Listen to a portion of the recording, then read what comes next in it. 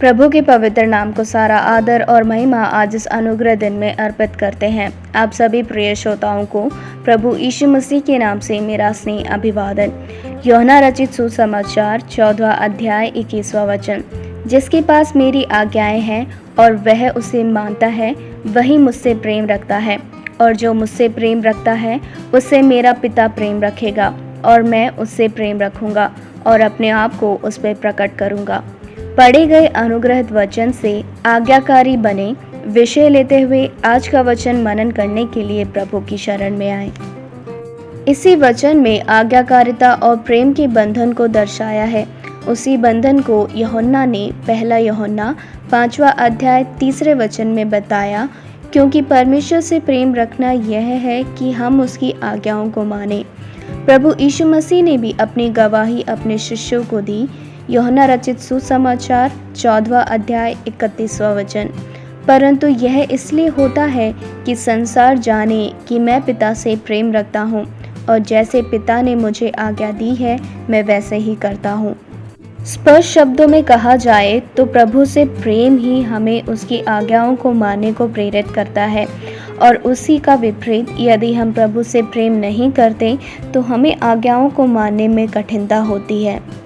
प्रभु हमसे यह नहीं चाहते कि हम कठिनाइयों में होकर उसकी आज्ञाओं का पालन करें, बल्कि वो चाहते हैं कि जो उनसे प्रेम करते हैं उस प्रेम के द्वारा उत्पन्न होने वाली आज्ञाकारिता के कारण ही हम उसकी आज्ञाओं का पालन करें। थोड़ा और संक्षिप्त में कहा जाए तो पहला यूहन्ना की पुस्तक 2 अध्याय 3 और 5वां वचन। 3 वचन कहता है, यदि हम उसकी आज्ञाओं को मानेंगे तो इससे हम जान लेंगे कि हम उसे जान गए हैं। 5वां वचन, पर जो कोई उसके वचन पर चले उसमें सचमुच परमेश्वर का प्रेम सिद्ध हुआ है। एक शब्द में कहे तो आज्ञाकारिता प्रेम का फल होता है। 18वीं सदी में अमेरिका में जीवित एक बहन का नाम था हेलन केलर।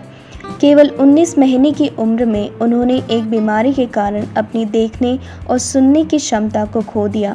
अंधकार की अवस्था में उनका स्वभाव और प्रतिक्रिया बहुत ही अनिश्चित हो गई थी।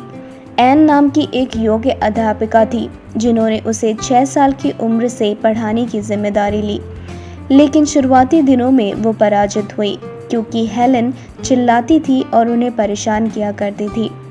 एन ने जान लिया कि हेलन को पढ़ाने का कोई फल नहीं है, लेकिन एन के द्वारा दिए गए प्यार के कारण हेलन में एक आज्ञाकारिता आई और बाद में जाके वो प्रकट भी हुई। वो सुन और देख नहीं सकती थी और अध्यापिका के प्रेम के कारण उसका स्वभाव बदल गया था। एन के मरने तक वो एक दूसरे के साथ रहती थी, यात्रा करती थी, पढ़ाई करती थी और अभ्यास किया करती थी, और बाद में उस परिश्रम का फल उनको मिला। हेलन को थियोडोर रूजवेल्ट मेडल 1936 में मिला, 1964 में प्रेसिडेंशियल मेडल ऑफ फ्रीडम और 1965 में वुमेन्स हॉल ऑफ फेम के लिए उन्हें चुना गया। 14 पुस्तकें उनके द्वारा लिखी गई जिन्हें सुनाई और दिखाई नहीं देता था, और एक समय था जब उन्हें उंगलियों की वर्तनी समझने में परेशानी होती थी, लेकिन बाद में वे उन्नत हो पाई। उसका एकमात्र कारण था प्रेम के कारण उत्पन्न हुई उनकी आज्ञाकारिता। अध्यापिका एन ने हेलन को प्रभु का रास्ता दिखाया और प्रभु हेलन के जीवन के नायक बने, और इतना ही नहीं, पवित्र शास्त्र हेलन का मार्गदर्शक बना।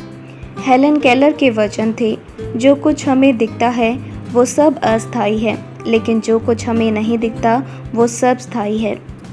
प्रियो, हम जो सुन सकते हैं, देख सकते हैं, बिना किसी शारीरिक कमी के उन पदवियों पे पहुंच सकते हैं, लेकिन उन पदवियों पे पहुंची हेलन केलर थी जो कि ना सुन पाती थी और ना देख पाती थी। ये सब इसलिए संभव हो पाया क्योंकि उन्होंने अपनी अध्यापिका एन की आज्ञाओं का पालन किया, जो उनके प्रेम से उत्पन्न हुआ था। इसलिए मेरे प्रिय श्रोताओं, सीमाएं, परेशानियां, प्रतिकूल अवस्थाएं कितनी ही बड़ी क्यों ना हो, प्रभु को हम प्रेम करें और उस प्रेम के कारण उसकी आज्ञाओं को पालन करने वाले बने, और उससे हमारा जीवन शोभामय हो पाए। आपका ये दिन प्रभु अनुग्रहित करे। आमीन।